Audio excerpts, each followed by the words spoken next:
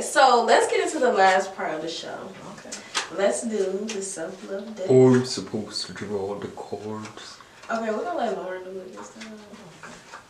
Come on, Dave, you gotta treat our guests. Alright, so for those of you who don't know, at the end of every episode, me and my guests answer a question from the self-love deck. We just pull a random card and answer the question. So I'm going to shuffle it up a little bit, and Lauren, I'm going to let you do the honors and pull the card. Now, I only pull one? Yeah, so I'm going to just give you a warning. Some of these questions be a little difficult. Okay. So if we get a question that we don't know how to answer, we're just going to go to another one. Okay. Alright, so go ahead. I got to pick on top? Actually, you can pull whatever card you want. You can pull whatever you want. Yeah. I don't know how to shuffle. But no, we had a dope combo. We talked about. I love this combo. Yeah. This is great, Brandy. I love it. Yeah. Alright, go. Oh wait, we didn't talk about your fashion. Okay. Let's rewind. Let's rewind. Alright, so one thing that I will say that I have noticed about you, and tell me if it's true, I feel like you've been more into like style and like fashion and everything. So has that been a part of your self-love journey? Yeah, and I like you said, within the past year, especially with COVID, it increased. Mm-hmm. You know, I just like that other side of me. It's like an alter ego type of thing. Like it could be times when, and like you said, like Laura, I don't need to be goofy. I don't need to be angry, which is true. A lot of people don't, but it can be days because I'm the only child. Naturally, I like to be quiet because I never had like a sibling, so I'm used to being quiet. Like, I want to be quiet, but my outfit would be loud. Right. You know, not necessarily in colors, but like, and how I match different pieces and how I layer different things. So, it's a form of expression. I like the background of certain pieces and how it was made and where it was made. Yeah. And I just like fashion. You know, it's a part of our culture. Yeah, that's dope. I like fashion too. I be trying to like, that's why I be on Instagram so much, because I be like looking at people and how they dress and stuff. I just like, I feel like I'm like a creative in a way, because I just like making stuff and then like showing it to people and they be like, oh, you did that? Like, yes, I did that. Like, yes. That's me. Yeah, I just like that feeling of like creating something and then seeing a final result and just be like, yeah, I like that. I like that feeling. So that's like, I like interior design too, because I get like that same type of feeling. Hey. Yeah. I'll make up my house one day. Yeah. That sounds like that type of stuff. That's dope though. For sure. Lauren, though, she's that girl because she was at when Balenciaga had a fashion show here in Detroit. You mean Bottega. Oh, no, yeah, okay, Bottega. Lauren was at the show and I was like, dang. Yeah, how was that? It was fun. It was. It looked like it. It was lit. I didn't even know it was here until like I seen it on social media. I'm like, dang, why I didn't get no invite? Like, Bottega, hello? Yeah, I worked my behind off for that invite. And not to brag, but I'm no socialite. You know that. So I'm not like a big name in Detroit. I'm a regular girl, you know what I'm saying? And for me not to, you know, for me to have a name, I'm not going to say it don't hold weight, but as in media and fashion terms, it doesn't hold weight. And for me to get in that show and bump shoulders with people who, you know, are in fashion, are in the music industry, are in acting was a big deal. Like, wait, who was there? Like, did you see anybody? Like, yeah, I was next to Mary J. Blige, Lil' Kim, Sid, you know, she's a singer, Sid, SYD. Sid was there. Excuse me. Who else was there? What's that basketball player name? He played for Detroit. The new one? Kate Cunningham. Oh, okay. Kalani. Kalani was there? That's what's up. That model who has the Gap, who models for Rihanna. Oh, I don't know her. Oh, it's like Wood or something? Yeah, Wood, yeah. Something Wood. She got the bald head. Yeah, she was there. A lot of people were there. You know, networking with people. Yeah. So it was great for me to just have the opportunity to be a regular girl. Yeah. You know what I'm saying? That's something dope. I didn't even know that was on my bucket list until I did it. I'm like, okay, I'll check that off. Yeah. And now I want to go to more fashion shows. Yeah, that's what's up. That's what's up. I was in the fashion show in college. Hey. It was fun. Was it that red? Inspired. Yeah, Inspired. Yeah. audition for another one. It's like a Detroit based fashion show that they do every year. And they have an audition. I'm gonna audition. Yeah, you should. We'll see. Yeah, just go ahead. You know, what's the worst thing besides no? Right. You know? Exactly. That's the word. Yeah. Keep them on. It'll be fun. Yeah. I'm gonna turn you on. Yes. All right. So now let's get into this question. Okay. So pull a card. Okay. I already shuffled it. I just read out loud. If you could marry yourself today, what vows do you commit to keeping? Ooh, that's a good question. First of all, I feel like I would definitely marry myself. Like if I was a man, I would marry me. Hey. Like Advocate for yourself. I'm like, I don't know what's wrong with these dudes, like, but I would marry me. Like I feel like I'm a kid. I'm just saying. Yeah, as you should. That's a good question though. If you could marry yourself today, what vows would you make? That's it. Like I never really thought to ask myself that way. And this is me saying the vows to my partner? No, to you. To To yourself. me. That's a good question. Hold on. You want to pause and think about it? No. Okay. I want to feel authentic. Okay. So, and it's crazy because I'm still, to be transparent. Okay, yes, we love the transparency. Dealing with the situation. Okay. So, to get a marry type of question that has the word marry in it is kind of like, Blowing your mind right now? Yeah, It's so, the vibes I would say are, this may be a dumb question. How do vows usually go? So a vow is basically like a promise or like a commitment that you're like making with whoever you're vowing to. Okay. I believe it's supposed to be between like you, that person, and God. I think that's like officially what a vow is.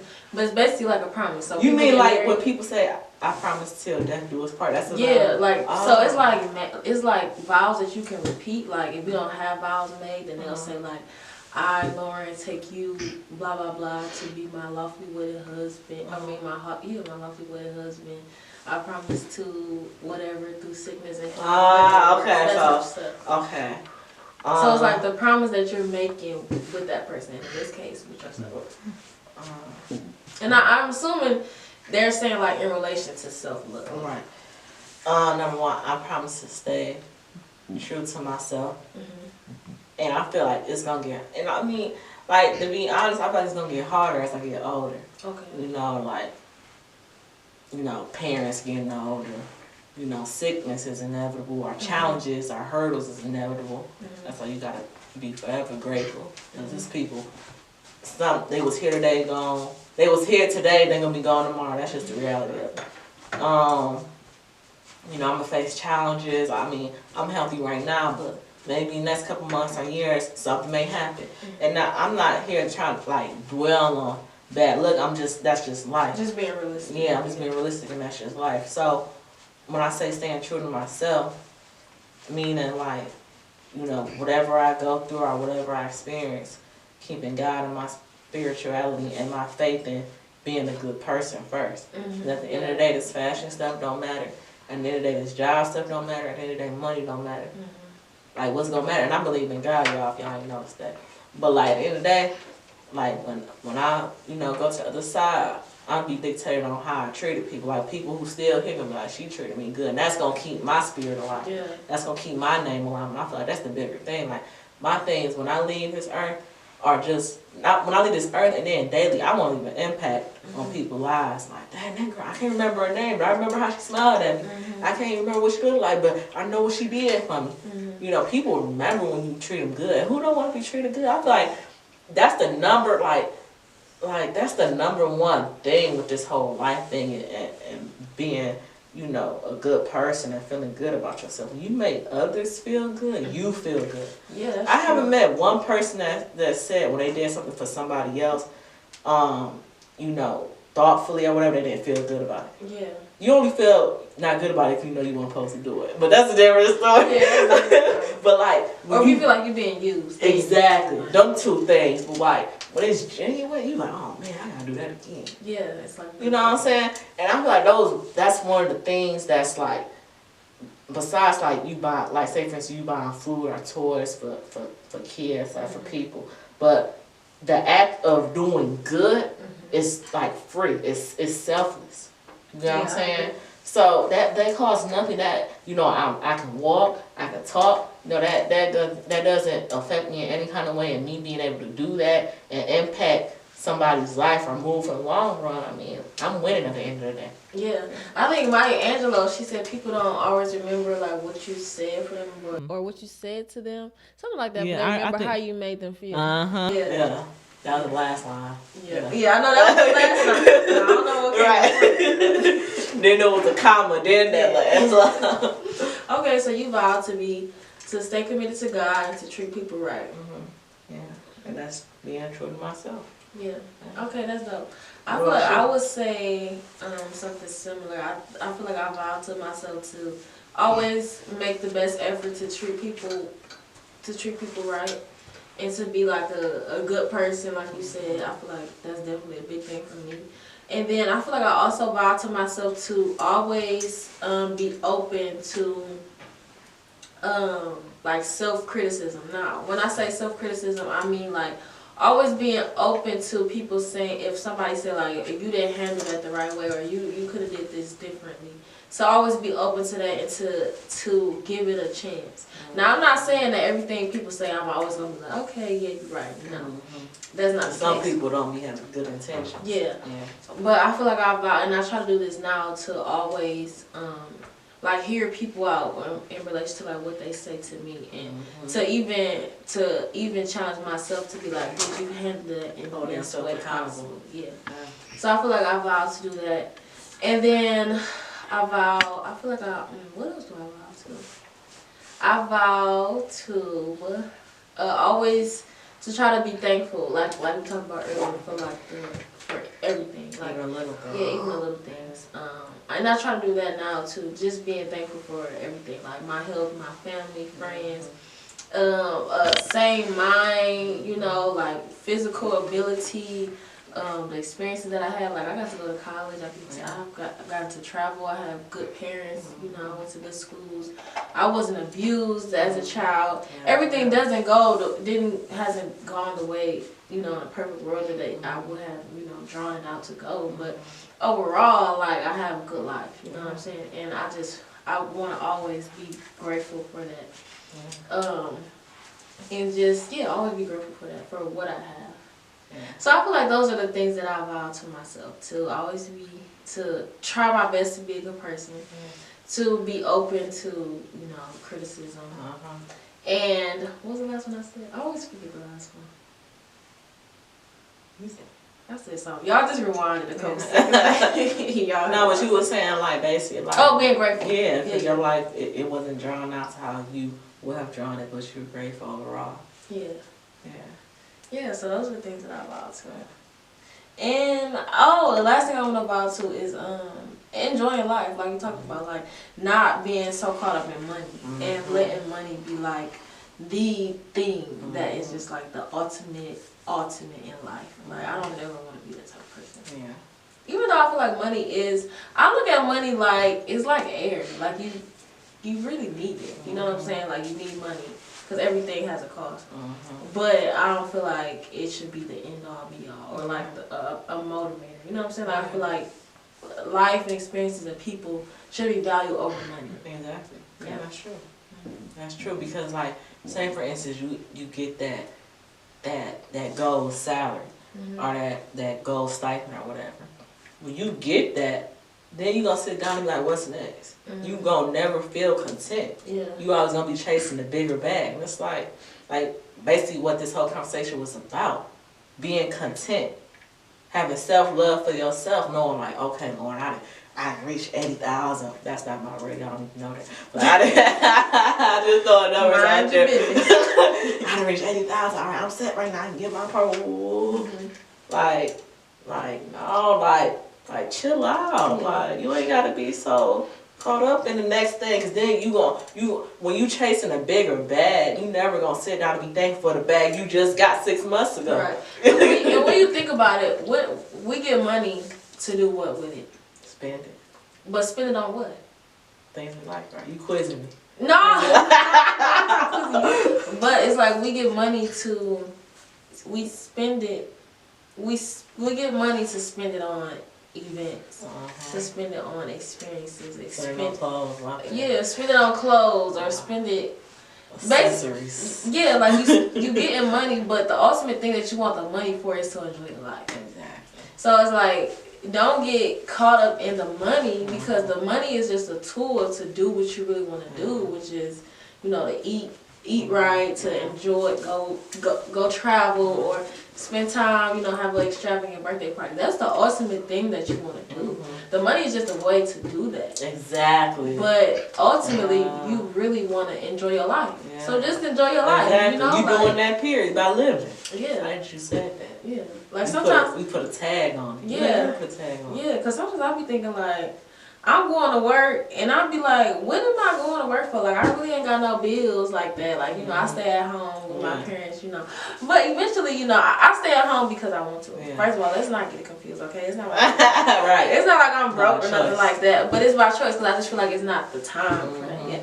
But anyway, sometimes I be thinking like, why am I'm working, I'm getting money, but like I'm not really spending it. So it's like, what am I doing this for? Like, then that just made me realize like, well, what I really want to spend my money on is life experiences, like going out to eat, food, dancing, like those things that seem like so small, food, dancing, people, traveling, being outside, are like, when you think about your life, like those are the things that you think about. Yeah, you know, it is.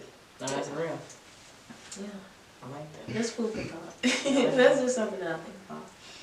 But yeah, I feel like we had a really great discussion. This was fantastic for me. Yes. And that's a new experience. This was great. This is a great way to end the work week. Yeah, so for sure. And then like I text you. Yeah. This would never even happen.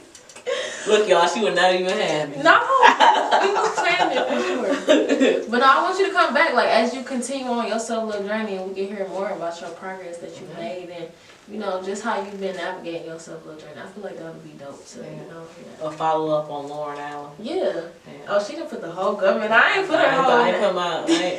Yeah, we gonna cut that out. We'll cut it out. But thank you for sitting down and talking with me, Lauren. This was a really great talk. We talked about so many topics: health, relationships, finding your passions, self-love 101s, how to start a self-love journey. Yeah, vows to yourself. All of that stuff is like really good. All right, well, this wraps up another episode of our self-love story. Make sure you stay tuned for the next episode. Follow me for any questions. Oh yeah, where can people like connect with you? Instagram. It's 2 underscores. Lauren like Lauren Hill. Yeah. And then period Sydney, SYDNEY. That may be wrong because, like I just said, I don't really be on Instagram like that. So Randy is gonna. Yeah, we'll tag you. Yeah, we'll tag you. Okay, sure. All right. Well, thanks y'all for tuning in, and thanks Lauren for being a guest. And I'll catch y'all next week. Peace. That was so good. Thank you for tuning into this week's episode of Our Self-Love Story. I hope this content helps you as you embark on your own self-love journey. Please rate and review the show and join the OSLS community conversation on YouTube today. Your post could be our next conversation starter. Stay tuned for next week's episode coming Saturday at 1 p.m.